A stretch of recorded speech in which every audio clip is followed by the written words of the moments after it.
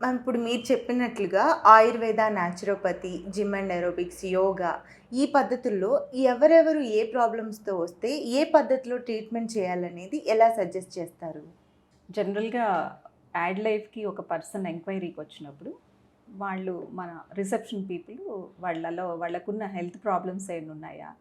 లేదా ఎక్సర్సైజ్ కోసం వచ్చారా? అనేది తెలుసుకొని ఫస్ట్ అసలు అందరినీ కూడా యాడ్ లైఫ్ మొత్తం ఒకసారి చూపించడం జరుగుతుంది. హ్మ్. సో సపోజ్ మీరు ఓన్లీ ఎక్సర్సైజ్ కోసం వచ్చుండొచ్చు. సింపుల్ బ్యాక్ పెయిన్స్ ఉంటాయి. చిన్న చిన్న ప్రాబ్లమ్స్ ఉంటాయి. వాళ్ళు సిస్టమ్స్ చూసినప్పుడు వాళ్ళకి ఒక ఐడియా వస్తుంది. ఓకే. మెడిసిన్స్ లేకుండా న్యాచురోపతిలో ట్రీట్మెంట్ తీసుకోవచ్చు.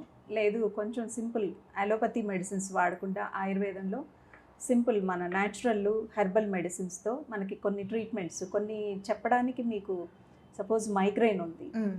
మైగ్రేన్ కంటిన్యూస్‌గా చాలామందికి ఉంటుంది. అవును. అది పెద్ద ప్రాబ్లమ్‌గా ఎవరు పరిగణించరు. ఆలోచించరు. అవును. స్ట్రెస్ వల్ల తలనొప్పి వచ్చింది. మేము క్యాజువల్‌గా అది తగ్గిపోతుందిలే అనుకుంటారు.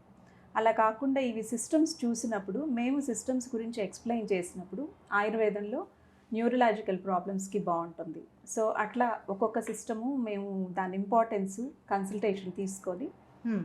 ఫ్రీ కన్సల్టేషన్ ఇస్తాము. ఫస్ట్ వెళ్ళకి వచ్చిన వాళ్ళకి. అన్ని సిస్టమ్ గురించి వాటికి బావుంటుందని ఎక్స్‌ప్లెయిన్ చేసినప్పుడు వాళ్ళకి ఒక అవగాహన వస్తుంది. అవును.